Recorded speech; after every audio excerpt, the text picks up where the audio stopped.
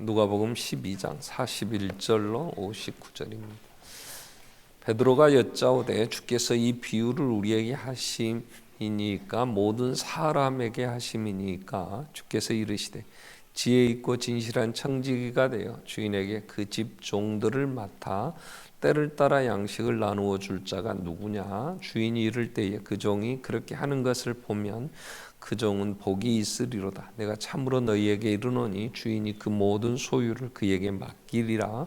만일 그 종이 마음에 생각하기를 주인이 더디오리라 하여 남녀 종들을 때리며 먹고 마시고 취하게 되면 생각하지 않은 날 알지 못하는 시각에 그 종의 주인이 이르러 엄히 때리고 신실하지 아니한 자의 받는 벌에 처하리니 주인의 뜻을 알고도 준비하지 아니하고 그 뜻대로 행하지 아니한 종은 많이 맞을 것이요 알지 못하고 맞을 일을 행한 종은 적게 맞으리라. 물은 많이 받은 자에게는 많이 요구할 것이요 많이 맡은 자에게는 많이 달라 할 것이니라. 내가 불을 땅에 던지러 왔노니 이 불이 이미 붙었으면 내가 무엇을 원하리요? 나는 받을 세례가 있으니 그것이 이루어지기까지 나의 답답함이 어떠하겠느냐? 내가 세상에 화평을 주려고 온 줄로 아느냐? 내가 너희에게 이르노니 아니라 도리어 분쟁하게 하려 함이로라. 이후부터 한 집에 5사람이 있어 분쟁하되 셋이 둘과 둘이 셋과 하리니 아버지가 아들과 아들이 아버지와 어머니가 딸과 딸이 어머니와 시어머니가 며느리와 며느리가 시어머니와 분쟁하리라 하시니라. 또 무리에게 이르시되 너희가 구름이 서쪽에서 이는 것을 보면 곧 말하기를 소나기가 오리라 하나니 과연 그러하고 남풍이 부는 것을 보면 말하기를 심히 더우리라 하나니 과연 그러하니라. 외식하는 자여 너희가 천지의 기상은 분간할 줄 알면서 어찌 이 시대는 분간하지 못하느냐? 또 어찌하여 옳은 것을 스스로 판단하지 아니하느냐? 내가 너를 고발하는 자와 함께 법관에게 갈 때에 길에서 화해하기를 힘쓰라. 그가 너를 재판장에게 끌어가고 재판장이 너를 옥졸에게 넘겨주어 옥졸이 옥에 가둘까 염려하라. 내게 이르노니 한 푼이라도 남김이 없이 갚지 아니하고서는 결코 거기서 나오지 못하리라 하시니라. 아멘. 찬양 읽겠습니다.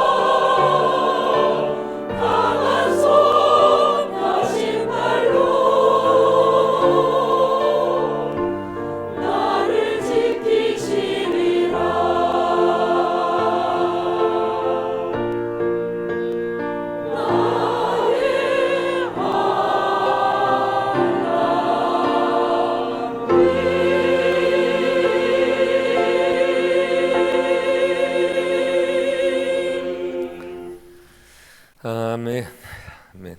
하나님 살아 계십니다. 아멘. 그 하나님이 나의 출입을 지금부터 영원까지 지켜주십니다. 아멘. 믿으면 아멘. 오늘 우리가 하려고 하는 말씀의 대지 내용이 하나님은 살아계시고 우리를 지키시는 하나님이심을 지금 말씀하죠. 오늘 49절 50절 말씀 보면은 내가 불을 땅에 던지러 왔는데 이미 불이 이미 붙었다면 내가 무엇을 원하리요. 그러나 이 불이 아직 붙지 아니했기 때문에 나는 받을 세례가 있으니 그것이 이루어지기까지 나의 답답함이 어떠하겠느냐. 예수님이 이렇게 지금 얘기를 하십니다. 오늘 말씀 제목이 답답해 하시는 예수님입니다. 우리가 살면서 누군가 뭔 얘기를 하는데 잘 말귀를 못 알아듣고 잘 이해를 못하면 좀 답답하죠. 우리는 조금 먼저 살았다고 해서 우리가 자녀들하고 얘기할 때에도 그럴 때가 있어요. 세상을 안 살아와가지고 뭔 얘기를 하면 자기 주장하고 그 이해를 못하면 아유 내가 속 터져 내가 너하고 얘기를 말해야지 그럴 때가 있죠. 자, 우리는 하나님의 나라가 이 땅에 임하심을 이제 예수님이 오셔서 말씀을 하시죠. 하나님이 다스리는 나라 유일한 소망입니다. 아멘. 세상에 어떤 사람이 대통령이 되어도 그 나라는 온전할 수가 없어요. 우리가 며칠 있으면 또 국회의원들 새로 선출합니다. 새로운 사람들이 세워지고 무슨 물갈이를 한다 그래도 소망 없어요. 왜요? 온전하지 못하기 때문에. 또 그 모든 사람들이 다 자기를 위해서 살기 때문에 어느 나라도 미국의 대통령이 새로 바뀐다고 그래서 새로운 나라의 질서를 세우고 세계 평화를 위하여 경찰 국가가 되겠다고 그렇게 해서 힘을 가지고 해보겠지만 소망 있겠습니까? 자기들도 살기 벅찬데. 그렇기 때문에 그 어떤 나라도 이 땅에 참된 평화를 가져다 주고 인류의 모든 뜻을 다 이루어가는 그러한 소망 있는 나라를 세울 수가 없어요. 그렇기 때문에 오직 하나님이 잃어버린 에덴 동산 다시 회복시키셔야 되는 하나님의 나라를 이루셔야 됩니다. 그래서 예수님이 오셔서 처음 말씀을 마가복음 1장 14절 15절에 보면 이렇게 전하죠. 자, 하나님의 나라가 임하였으니 회개하고 복음을 믿어라 그 얘기예요. 그래서 하나님의 나라가 이제 새로 형성이 되어지는데 누가는 24장까지 있습니다. 누가복음 오늘 12장을 중심으로 말씀을 살피려고 하는데요. 왜냐? 지난 주일 우리는 누가복음 12장을 묵상했죠. 아멘. 안 했어요? 안 했으면 또 오늘 또 내가 답답하지요. 이제 서로 이제 봉창 뜯는 소리 하지요. 자, 12장의 내용이 뭐냐 그러면 돈 문제예요. 돈 문제. 그래서 누가복음에는 9장까지는 예수님이 오늘 41절에 베드로가 이렇게 얘기합니다. 베드로가 여짜오되 주께서 이 비유를 우리에게 하심입니까? 아니면 모든 사람에게 하심입니까? 이렇게 물어봐요. 자, 여기서 말하는 베드로가 얘기하는 우리라는 건 하나님의 백성들이라고 우리는 정리할 수 있어요. 자, 그래서 이 세상에는 하나님이 택한, 그래서 하나님이 불러들인 하나님의 백성들이 있어요. 이게 천국 백성, 하나님의 나라의 백성.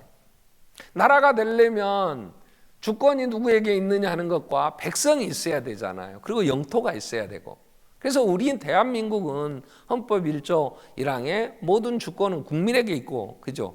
그래서 모든 권력은 이제 국민으로부터 나오는 거고, 그리고 우리는 대한민국의 백성은 법률로 정하여 백성이 되게 한다. 1조 3항. 또 영토에 대해서는 한반도와 그 부속 국가로 한다, 도서로 한다. 이렇게 정리가 돼요.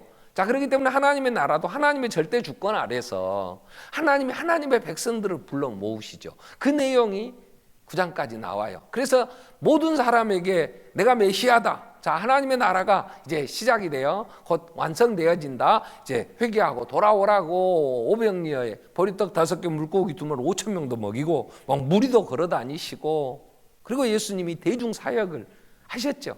병자들도 고쳐주시고. 자, 그러면서 그 중에 이제 하나님이 택한 백성들을 불러 모아서 9장부터 이후 10장에서 24장까지는 예수님 3년 사역이 마쳐지고 예루살렘을 향해서 죽으러 가시는 거죠. 그 사역 이 세례를 이제 예수님이 받으셔야 된다고 오늘 표현한 것처럼 죽으러 가시는 그 짧은 기간에 성경 누가복음 3분의 2가 그 내용으로 기록돼요. 그렇기 때문에 10장 이후에는 하나님의 백성들에게 하나님의 나라를 이해시키고 그 하나님의 나라를 이해하면서 어떻게 살아야 될 것인가에 대한 얘기를 하시는 거예요. 그래서 10장에서 제가 지지난주에 설교를 사랑하고 사랑하라 그랬죠.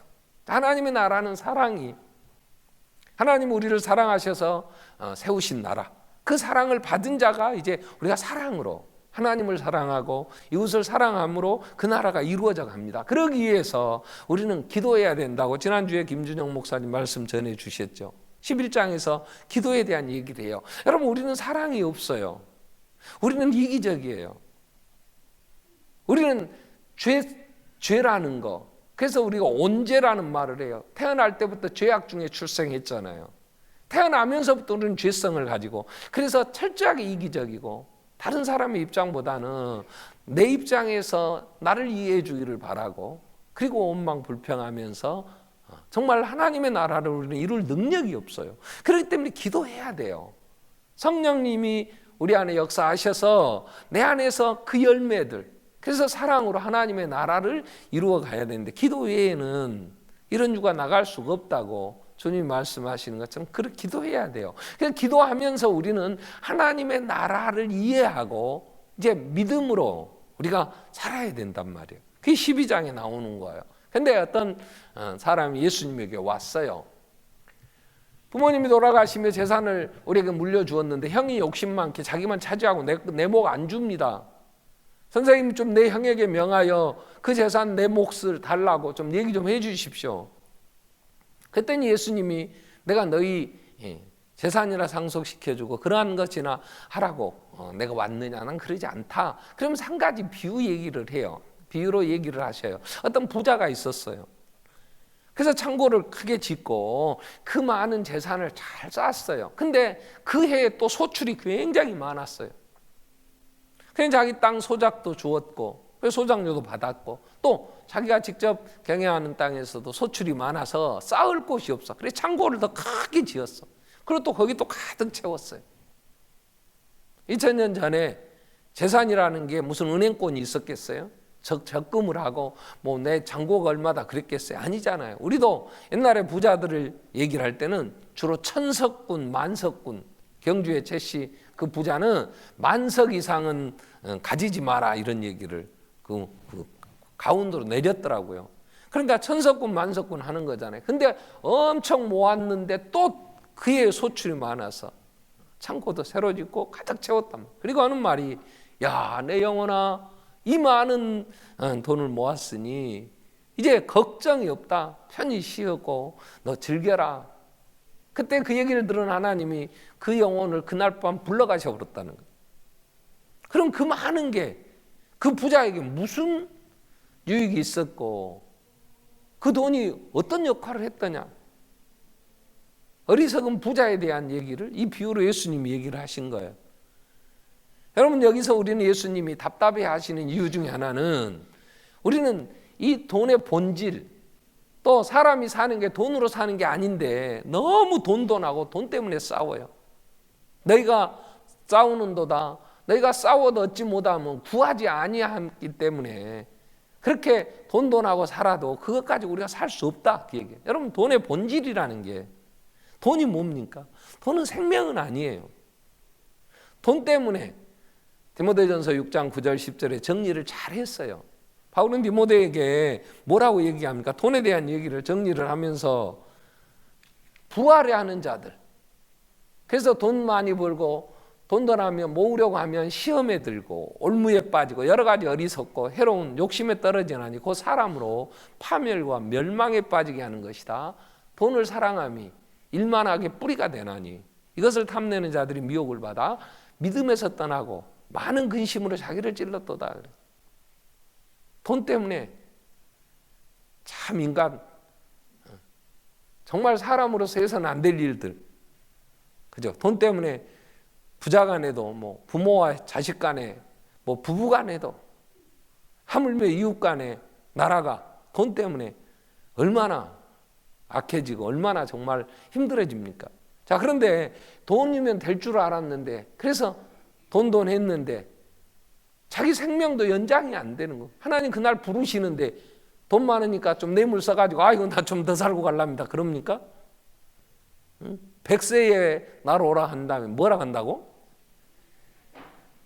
100세 아니라 50세라도 하나님 부르시면 돈이 있어도 돈 가지고 해결이 안 돼요. 그래서 다윗은 뭐라고 얘기합니까? 시편 4편 7절 8절에 보면 주께서 내 마음에 두신 기쁨은 그들의 곡식과 새 포도주가 풍성할 때보다도 더하니이다. 내가 편안히 눕고 자기도 하리니 나를 안전히 살게 하시는 이는 오직 여호와이시니라.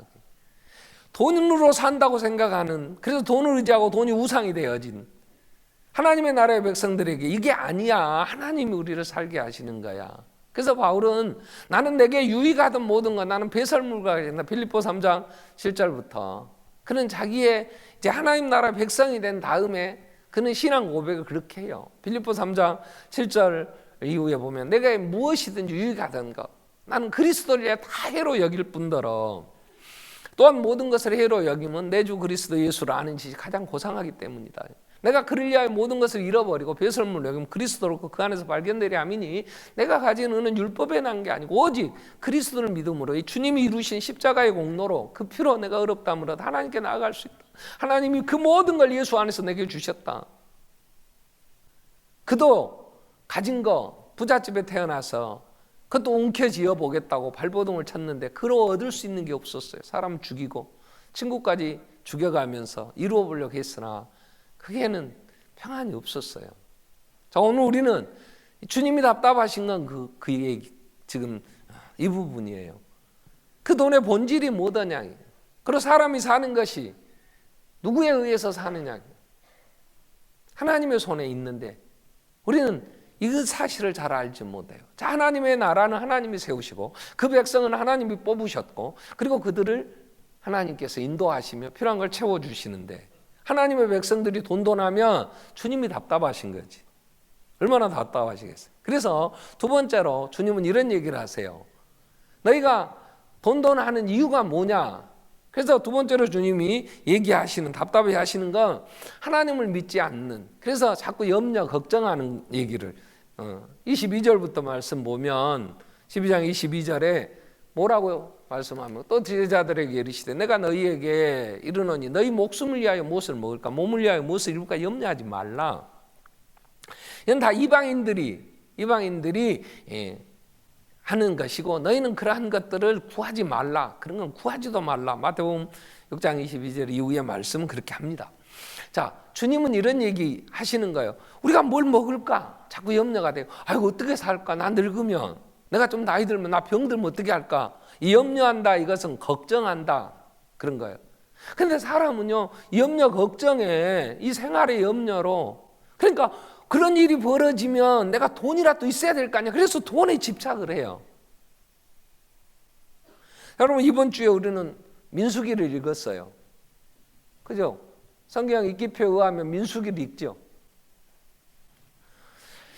답답해, 내가 답답해. 자, 민수기는요, 하나님의 백성들이 애굽에서 이제 하나님에 의하여 모세를 세워서 나옵니다. 그래서 시내산에서 1년 동안 하나님이 설계도를 보여주신 대로 모세가 그 성막을 다 만들어요. 시내산에서 율법을 받죠. 그리고 성막을 만들죠. 하나님이 오홀리압이나 압살렐에게 또 성령님이 은사 주어서 성막 그 금 다루는 거, 은 다루는 거, 그런 것을 다루는 법을, 그래서 그 설계대로 조각목으로 그리고 입히고, 그래서 금으로 만들고 은으로 동으로 만들어서 그 천막 다 치고 다 준비가 끝났어요. 그리고 둘째 해 이제 나온 그 다음에 1월 이제 출발을 해야 돼. 시내산에서 어디를? 가나안 땅에. 하나님의 백성들이 가야 될 하나님의 나라. 구약의 그 이스라엘 백성들이 장차 완성될 하나님의 나라의 모형으로, 그림자로 보여주신 거잖아요. 그래서 출발해서 시내산에 출발해서 가나안 땅 갈 때까지 39년의 역사가 민수기예요. 60만 3,550명 레위인 빼고 20세 이상 나갈 사람들 12지파를 뽑았는데 이들이 출발을 했어요. 숫자를 세고. 그리고 39년 지나 이제 광야 40년 마치고 세보니까 60만 1,730명입니까? 그 수가 그대로 다시, 그래서 가나안 땅에 들어가게 돼요. 그 얘기가 민수기에 나와요. 근데 민수기에 나오는 그 하나님의 백성들이 애굽에 나올 때 어떻게 나왔어요? 무슨 돈이 있었어요? 노예 살면서 뭐가 모은 게 있었겠어요? 그 나오면서 그냥 먹다만 남은 발효되지 않은 반죽 그냥 들쳐매고 그리고 급히 그날 나왔잖아요. 그날 밤 다 죽었을 때, 애굽에 그 난리가 났을 때 그 백성들은 죽지 않고, 그래서 그날 밤 나가라 그러니까 필요한 너 금붙이, 눈에 보이는 너 네 목걸이 내놔라 해가지고 다 이제 요구해서 그냥 나왔다고. 근데 광야 40년 동안 35장 이후에 보면 어디에서 지냈고 어떻게 출발해서 어디에 또 장막을 치고 어떻게 장막을 치고 수십 군데 장막을 쳤어. 그러면 1년에 한두 차례 이사는 계속 했다는 얘기예요. 그러니 농사를 지을 수 있었겠어요? 어디 가서 무슨 정착하고 무슨 사업을 할 수 있었겠어요? 아무것도 못해요. 근데 하나님이 그 백성을 어떻게 했어요? 아침에 일어나면 생각도 안 했던, 또 한 번도 먹어보지도 않은 양식이 내리는 거야. 그래서 야, 이게 뭐냐, 그게 만나 그 뜻이고 이게 뭐냐, 생각지도 않은, 그들은 농사 지은 것도 아니고 그들이 어떻게 노력한 것도 아닌데 만나가. 이것만 먹고 어떻게 사냐, 기력이 약하다. 그랬더니 하나님이 엄마하는 그들에게 너희 입에서 신물이 나도록 고기를 먹여주겠다고. 그때 모세가, 하나님 말씀이 너무 가하십니다. 이 수백만 명의 이 백성에 신물이 나도록 고기를 먹이신다면 바다의 고기를 다 몰아오신들 그게 가능하겠습니까? 아니면 하늘에 구멍을 내서 주신들 어떻게 이 백성이 신물이 나도록 먹을 고기를 어디서 가져오겠습니까? 좀 뻥이 심하셨어요. 모세도 그래. 근데 하나님이 그날 메추라기가 어디서 왔는지 진에 덮이고 쌓여서 떨어지는데 구워 먹고 뭐 말려서 먹고 생으로 먹고 아주 한 달 내에 신물이 나도록 먹고도 남는, 그 후에 그들이 먹을 게 없었더냐 그 말. 하나님의 나라는 하나님이 지키십니다. 아멘. 오늘 찬양을 얼마나 또 이게 맞춰서 잘해줘. 우리의 출입을 지금부터 영원까지 지키시는데 돈에 집착하지 않고 돈의 욕심에서 벗어날 수 있는 유일한 길은 뭐냐? 믿음이에요. 어떤 믿음이냐? 하나님이 살아계시고 전능하신데 그 하나님 나를 사랑하신다고, 나를 지켜주신다고 믿는 믿음. 그래서 예수님이 이 얘기를 하시는 거예요. 야, 공중 까마귀를 봐라. 까마귀가 오늘 본문에서 우리가 읽지는 않았지만 24절에 보면 까마귀를 생각하라. 자, 심지도 아니하고 가두지도 않고 골방도 없고 창고도 없다. 근데 하나님이 기르시나니 부자는 창고에 가득가득 채워놓고 내가 이 돈 가지고 영원히 살 거다 했는데 그날 밤 하나님이 불러가셨는데, 까마귀는 누가 기르지도 않고 창고도 없고 그리고 골방도 없으니 하나님이 기르시나니, 중요한 건 이 단어예요. 같이 읽겠습니다. 너희는 새보다 얼마나 더 귀하냐. 내가 까마귀만 또 못한 거예요. 예수가 나 때문에 죽었는데 내가 나는 죽은 시체나 뜯어먹는 까마귀보다도 못한 존재입니까? 그럼 까마귀도 하나님이 기르시고 입히시는데 하나님이 나에게 먹을 걸 안 주시겠어요? 왜 염려하느냐, 왜 걱정하느냐? 염려 걱정이 어떻게 돼요? 돈도 나게 된단 말이에요. 돈이라도 있어야 되겠다고. 마태복음에 예수님이 천국을 씨 뿌리는 자의 비유로 설명을 합니다. 씨를 뿌리는 자가 나가서 뿌렸어요. 길가에 떨어진 씨도 있어요. 새들이 와서 먹어버렸어요. 가시떨기에 떨어진 씨도 있었어요. 그 가시떨기에 떨어진 씨가 뿌리를 내리고 자라요. 근데 조금 더 자라니까 위에서 햇빛을 다 가시덤불이 막아버리니까 결실을 못해요. 그 가시덤불을 뭐라고 얘기를 예수님이 그 비유 설명을 하시면서 얘기하십니까? 마태복음 13장 22절에 가시떨기에 뿌려졌다는 건 말씀을 들으나 세상의 염려와 재물의 유혹에 말씀이 막혀 결실하지 못하는 것이다. 염려가 되니까, 걱정이 되니까 돈돈하고 재물의 그 유혹에 빠져서 말씀이 열매로 맺혀지지 않아 내 신앙이 자라지 못해 하나님의 나라의 백성으로 살 수 없다. 두 단어의 세상의 염려와 재물의 유혹. 그래서 성경은 뭐라고 얘기합니까? 너희 염려를 다 주께 맡기라.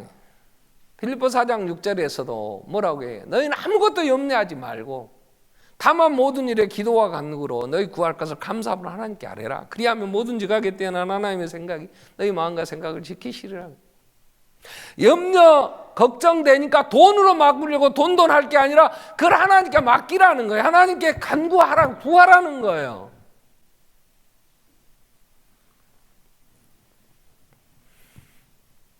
베드로도 베드로전서 5장에 6절부터 보면 그러므로 하나님의 능하신 손 아래에서 겸손하라. 때가 되면 너희를 높이시리라. 너희 염려를 다 주께 맡기라.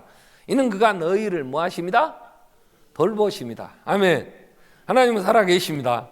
아멘. 지금도 하나님의 나라를 세우고 계시고 그 나라 그 백성들을 오늘 또 지키십니다. 아멘. 내 머리털까지 다 세신 바 되셨단 말이에요. 그런데 주님이 답답한 건 그거예요. 까마귀보다 못하단 말이냐? 왜 염려하느냐? 왜 염려하고 돈돈하며 돈의 유혹에 빠져서 허우적거리며 싸우고 다투느냐? 하나님의 나라의 백성을 하나님이 먹을 것 없어서 안 지켜주시겠냐? 마태복음 6장 28절 이후에 그래서 너희는 무엇을 먹을까 마실까 염려하지 말고 다 이건 이방인들이 구하는 것이기 때문에 너희는 먼저 그의 나라와 그의 의를 구하라. 그리하면 이 모든 건 너희에게 더하시리라. 그래서 정리를 하죠. 주님이 답답하셨던 건 그 얘기예요. 하나님의 신실하심.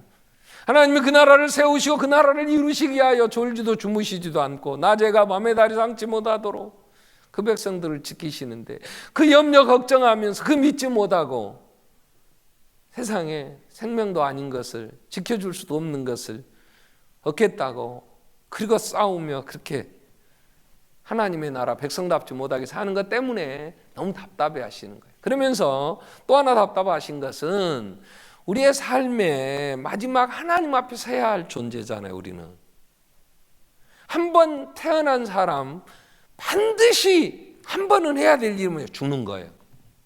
그죠? 죽으면 그 다음에는 심판이 있어요.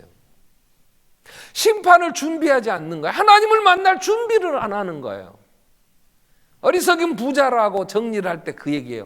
자기 것은 쌓아놨는데 하나님 앞에 부요하지 못하니까 어리석다 이런 얘기를 해요. 솔로몬이 뭐라고 얘기를 했어요? 인생 해 아래에서 태어난 인간 그 모든 수고 만족하지도 못하는 그 많은 강물이 흘러 바다로 흘러가지만 바다가 차지 않듯이 인간의 수고는 그 입을 위하여 수고하나 그 식욕은 차지 않고 욕심은 끝이 없고 채워지지 않는다. 인생의 그 수고함에 대한 얘기, 인생의 고달픔에 대한 얘기를 솔로몬이 합니다. 그리고 전도서 마지막 12장 13절 14절에 뭐라 그래요? 일의 결국을 다 들었으니 자, 하나님을 경외하고 그의 명령을 지킬지어다. 이것이 모든 사람의 본분이다. 왜? 14절에 왜 그러느냐 그러면 하나님은 모든 행위 모든 은밀한 일 선악간에 심판하시리라. 그래서 오늘 우리가 읽었던 말씀에도 마지막 주님 뜻하지 않은 날 오시는데 주인이 오는데 종들이 맡겨준 일을 잘 감당하고 있다가 주인을 만난다면 얼마나 복이냐. 여러분 언제 죽을지 몰라요.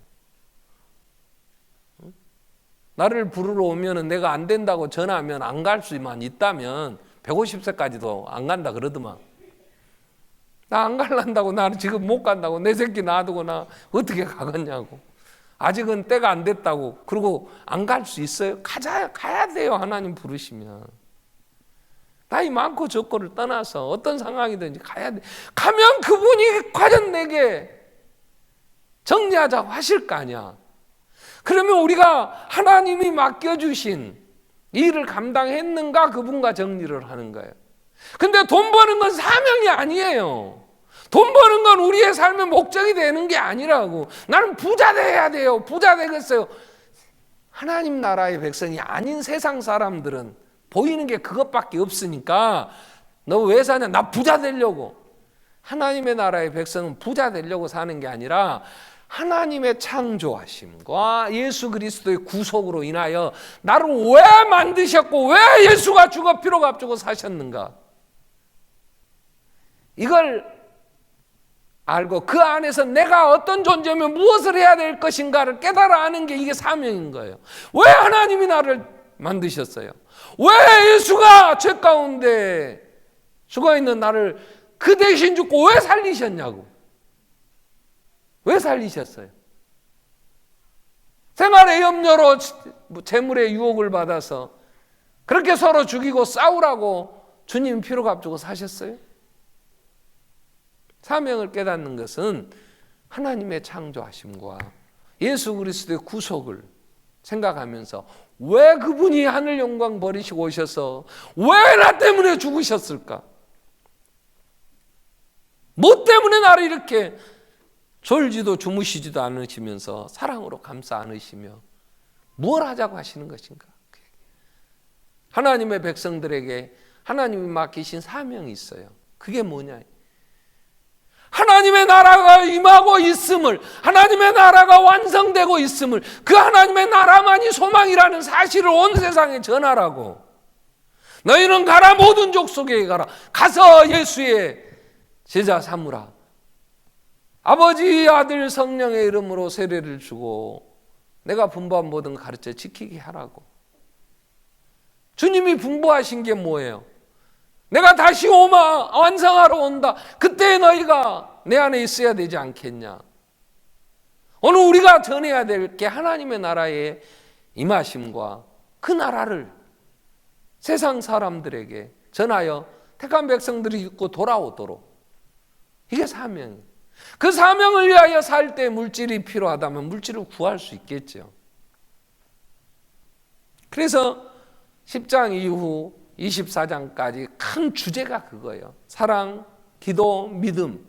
오늘 우리 12장에 하나님의 신실하심을 믿고 하나님 인도해 주시는 믿음 염려하지 말고, 그 다음에 15장 넘어가면 이제 얼마나 하나님이 그 택한 백성들 회개하고 돌아오기를 간절히 소원하고 계시는지, 양을 잃어버린 목자의 심정, 돈을 잃어버린 부인이 집을 다 디비며 잃어버린 돈을 찾는 그 심정, 집 나간 아들을 기다리는 아버지의 심정을 얘기를 하고 계시거든요. 그래서 우리는 하나님의 나라의 백성된 우리가, 그 하나님의 은혜로 구원받은 우리가 사명은 이 하나님의 나라 그 임하고 있음을, 그래서 그날 길을 여신 예수의 십자가의 죽으심과 부활을, 그 의로 우리가 하나님 앞에 온전하게 선다고 하는 사실을 전하면서 하나님의 택한 백성들을 불러들이는 일을 감당하고, 그러나 하나님 앞에 서야 된다. 그 살아야 될 우리의 사명이 무엇이며 왜 살아야 되는지도 모르고 우왕좌왕하는 이 백성들을 볼 때 아직도 말귀를 못 알아들으니까 답답한 거예요. 자, 그러면서 이 답답함을 해소할 길을 예수님은 이렇게 얘기를 하시는 거예요. 49절에 그렇게 예수님 말씀하시죠. 내 답답함이, 49절에 내가 불을 땅에 던지러 왔는데 불이 아직 붙지를 않았다. 이미 붙었다면 내가 이렇게 답답하겠냐? 내가 무엇을 원하겠냐? 붙지 않았기 때문에. 그래서 50절에 나는 받을 세례가 있으니 그것이 이루어지기까지 나의 답답함이 어떠하겠니? 불이 아직 안 붙었다는 거예요. 붙었다면 내가 뭘 더 바라겠냐? 그런데 아직 불이 붙지 않았다는 거예요. 그럼 불이, 주님이 말씀하시는 이 나를 불을 던지러 왔다고 하신 말씀이 뭐냐 그 말이에요.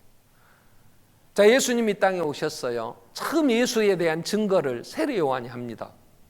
누가는 이렇게 정리를 했어요. 누가복음 3장 16절에 보면 요한이 모든 사람에게 대답해 이르되, 뭘 대답했냐면 네가 메시아냐 그럴 때 아니다, 나는 메시아가 아니다 그 말이에요. 요한이 모든 사람에게 대답해 나는 물로 너희에게 세례를 베풀거니와 나보다 능력이 많으신 이가 오시나니 나는 그의 신발 끈 푸는 것도 나 감당할 수 없을 만큼 나하고는 비교가 안 될 뿐이다. 그가 성령과 불로 너희에게 세례를 베푸실 것이다. 나는 물로 회개하라고 내가 물 세례를 너희에게 이 요단강에서 내가 물로 세례를 베풀었으나 내 뒤에 오시는 메시아, 내 뒤에 오시는 그분은 불과 성령과 불로 너희에게 세례를 베푸실 것이다. 그래서 예수님이 땅에 오셔서 하셔야 될 이 모든 십자가의 구속 사역을 마치시고 승천을 하셨잖아요. 그리고 열흘 지나 오순절에 성령이 임하실 때 이 동일한 누가는 사도행전 2장에서 이렇게 표현해요. 2장 3절에 보면 마치 불의 혀처럼 갈라지는 것들이 그들에게 보여 각 사람이 하나씩 임하여 있더라. 예수님이 이 땅에서 사역을 마치고 가신 다음에 가시면서도 너희는 예루살렘을 떠나지 마라. 곧 며칠이 못 되면 하나님의 약속 너희가 받는다. 성령이 너희에게 임하시면 너희가 권능을 받고 예루살렘 온 유대 사마리아 땅까지 내 증인 되리라 하시고 가셨어요. 그리고 성령이 이제 기도하는 그들에게 임하셨는데 임할 때의 모습이 마치 불의 혀처럼 갈라지는, 성령이 임하시면 막 불이 나서 우악 하면 막 혀로 날름거리는 것처럼 막 집어서 하는 게 이런 현상. 성령이 임하심에 대한. 왜요? 성령이 오시면 예수님이 십자가에 죽기 전날 밤에 요한복음에 보면 요한은 하신 말씀 이렇게 기록을 했어요. 16장에 보면 12절에 내가 아직도 너희에게 이룰 것이 많으나 지금은 너희가 감당하지 못하리라. 그러나 진리의 성령이 오시면 그가 너희를 모든 진리 가운데로 인도하시리니 그가 스스로 말하지 않고 오직 너희 들은 것을 말하면 장래일을 너희에게 알리시리라. 성령이 오시면 진리 가운데, 진리의 영이시기 때문에 진리 가운데, 그래서 깨달아 알게 해주신다. 3장에서 요한복음 3장 3절부터 보면 거듭나지 아니하면 하나님 나라를 볼 수가 없어요. 거듭난다 그러니까 뭔지 몰라. 그래서 5절에 거듭나는 것을 물과 성령으로 다시 우리가 거듭나야 돼. 그래야 하나님 나라가 보이고 하나님 나라에 들어갈 수가 있는 거예요. 성령이 오시면 고린도서 2장 12절에 성령이 우리가 세상의 영을 받지 않고 오직 하나님으로부터 영을 받았으니 이는 우리로 하여금 하나님께서 우리에게 은혜로 주신 것들을 알게 하려 하십니다. 그 다음에 13절에 중요한 말씀을 해요. 우리가 이것을 말하거냐 사람의 지혜로 가르치 말로 아니하고 오직 성령께서 가르치신 것으로 하니 영적인 일은 영적으로 분별이 됩니다. 성령이 아니면 하나님의 나라를 정확하게 깨달아 알게 해주실 어떤 존재가 없어요. 성령님만이. 그래서 성령이 오셔야 된다. 그 성령의 임하심을 성령과 불로 세례를 베푸신다 그랬고, 그 성령이 임하셨을 때 불의 혀같이 갈라지는 것이 각 사람 위에 있더라고 말씀을 하는 거예요. 성령이 오시면 진리의 영이시기 때문에 진리 가운데 인도하셔요. 그러면 이제 성령이 오시옵소서 우리가 이렇게 기도할 거냐? 아니에요. 이미 성령은 오셨어요. 우리 안에 거하시잖아요. 로마서 8장에서 14절에 너희는 무서워하는 종의 영을 받지 않고 양자의 영을 받았으므로. 그래서 영에 속한 자는 5절부터 보면 로마서 8장 5절부터 보면 너희는 영에 속한 자는 육신을 따르는 자는 육신의 일을 영을 따르는 영의 일을 생각하나니 육신의 생각은 사망이 영의 생각은 생명과 평안이. 자, 우리 안에는 성령이 거하셔요. 그러면 성령이 거하시니까 우리가 예수님 답답한 이러한 생각, 이러한 말을 할 게 아니고 성령이 우리 안에서 충만히 역사하시도록 우리는 해야 되는데 그게 뭐냐? 말씀으로 내가 충만해야 돼. 하나님의 말씀. 그래서 하나님 말씀을 늘 읽고 묵상하고.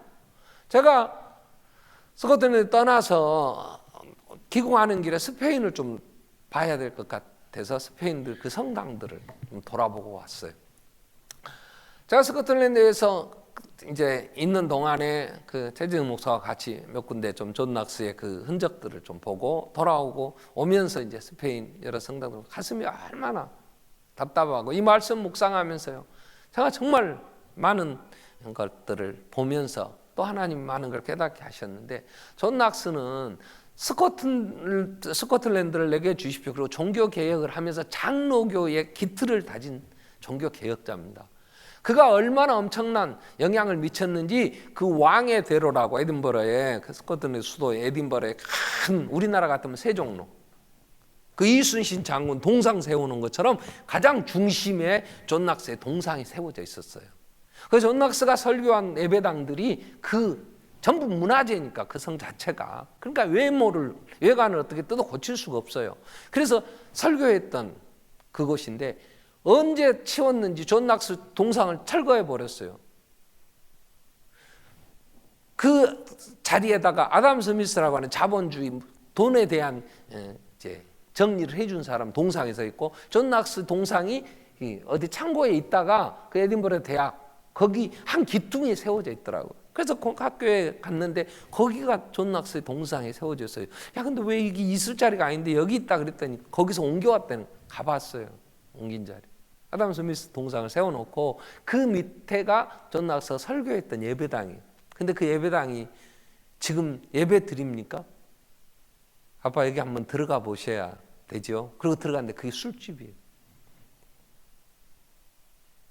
제가 안에 들어가서 사진을 좀 찍어라. 사진을 찍고 한쪽은 술집, 한쪽은 음식점 하고 앞에 들어가는 입구에다 뭐 기념품 팔고 나와서 십자가가 세워졌나 보니까 십자가는 뜯어내고 거기다가 다른 뭘 이상을 만들어서 지구본 같은 걸 만들어서 세워놨더라.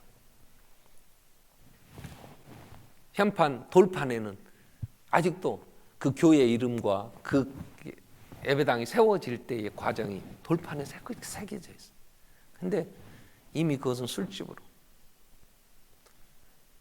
그 후에 교회들은 타락하기 시작을 합니다. 교회는 이미 촛대가 옮겨졌어요. 스페인의 그 많은 성당들, 거기는 말씀이 없어요.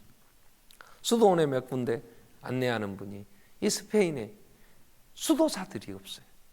요즘 우리나라로 좀 신학생들이 없대요. 말씀을 전할 사람이 없어요. 말씀이 없어요. 그러니까 전부 형상을 만들어서 성경의 한 부분들 동상으로 만들고 조각으로 만들고 그림 그려서 막 붙여놨는데 보는 사람들이 말씀이 아닌 그림 보면서 뭘 하겠어요? 거기서 도리어 마리아 숭배하고 그게 우상이 돼가지고 그 앞에 가서 무슨 능력이 나타나는 것처럼 그런 동상 앞에 그런 조각 앞에 그런 것들을, 그러니 하나님의 말씀이 없어요. 예수가 그리스도이심을 무엇이 증명해 주며 성령님이 어떻게 역사하시겠냐고.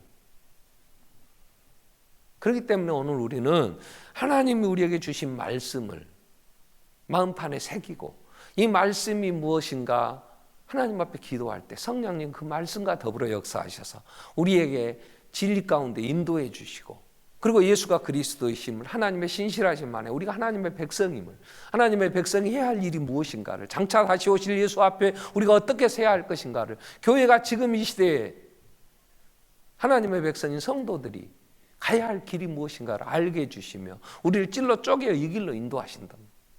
그렇기 때문에 우리가 오늘 해야 될 중요한 일은 하나님의 말씀을 늘 붙잡고 그 말씀에 서야 돼요. 하나님의 말씀 충만이 성령 충만인 거랍니다. 그래서 반석교회 1년 동안 여러 가지 정리할 일도 있고, 그래서 제가 떠나 있는 시간들이 많이 있을지라도 교회는 부흥될 수 있는 길이 한 길이 있습니다. 그 말씀을 배가하여 안 읽던 사람들은 말씀을 읽고, 말씀을 그냥 문제나 풀겠다고 읽었던 성도들은 말씀의 의미를 찾아 더 깊이 기도하며 읽고, 말씀을 생활하면 반석교회는 반드시, 담임 목사가 안식년이라고 자꾸 안 보여도 교회는 부흥한다 그랬죠. 믿습니까? 하나님의 말씀이 우리를 지켜주신다. 그건 성령님이 우리와 함께 하시며 우리 안에 역사하셔서 생명의 역사를 이루신다는 거예요. 양적으로도 부흥되겠지만 우리의 믿음이 훨씬 더 자라서 든든히 서서 시대에 누가 뭐라고 이단들이 뭐라 해도 흔들리지 않고 서 있을 수 있는 실력 있는 교회, 실력 있는 성도들이 될 수 있는 길은 하나님의 말씀을 붙잡아요. 2000년 전에 바울이 에베소를 떠나면서 밀레도에서 에베소에 들리지도 못하고 예루살렘 가서 이제 잡혀 죽을 줄 알고 그 에베소의 지도자들을 불러 모아놓고 고별 설교하는 내용이 뭐예요? 이제 이단들이 일어난다. 교회 내부에서는 또 자기를 따르라고 잘못 주장하는 자들이 일어난다. 그래서 외적으로 내적으로 심한 교회가 어려움을 겪을 텐데 나는 우리 주와 그의 말씀께 부탁하노니 이 말씀이 너희를 지켜줄 것이다.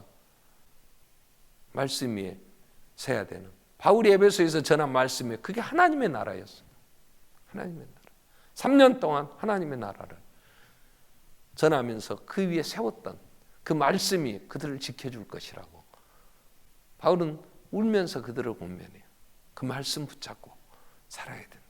여러분, 오늘 우리는 현상들, 어떤 주위에 얘기하는 그러한 데 휩쓸려 따라가면 안 돼요. 시대에 돈이어야 된다고, 돈이면 요즘 돈만 있으면 양반이라 그러잖아요. 뭐 금수저 물고 태어나야 됩니까? 여러분의 염려, 걱정 돈으로 해결된다고 생각합니까?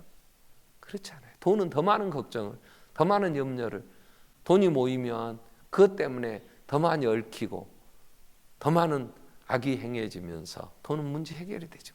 오직 우리 모든 문제 해결자 예수 그리스도 안에서 주신 하나님의 사랑 안에 그 신실하심 안에서 우리의 삶을 우리는 살아가게 되는 것이고 그분의 돌보심 안에 살아가는 거지. 그래서 염려 걱정하지 말고 우리는 그 하나님 신실하심 안에, 우리가 까마귀보다 귀하잖아요. 예수의 피로 예수님이 까마귀를 죽지 않았잖아. 하늘 영광 버리시고 오셔서 하나님의 나라의 백성 곧 우리들을 위하여 생명까지 주셨는데 얼마나 귀하겠어요. 우리를 지켜주심을 믿으면서 이제 우리는 주신 사명, 감당해야지. 우리 한번 기도하겠습니다. 여러분, 우리가 지금까지 염려하며 걱정했던 것, 왜? 믿음이 없어서 눈에 보이는 세상의 것들을 그걸 어떻게 해결할 길이 없어서 인간의 힘으로 해결하겠다고 돈으로라도 어떻게 막아보겠다고 했다면 그건 주님이 얼마나 답답해 하셨겠어요. 하나님의 나라의 백성들 하나님이 지키시고 인도하시는데 우리가 그 믿음에 서서 이제 주신 사명 잘 감당할 수 있게 해주십시오. 우리 한번 기도하고 성령으로 충만하여 좌로우로 치우치지 않고 생명의 길을 걸을 수 있도록 말씀을 늘 가까이 하고 말씀 묵상하는 우리 삶이 되게 해주십시오. 같이 한번 통성으로 기도하겠습니다. 살아계신 하나님 아버지, 교회들을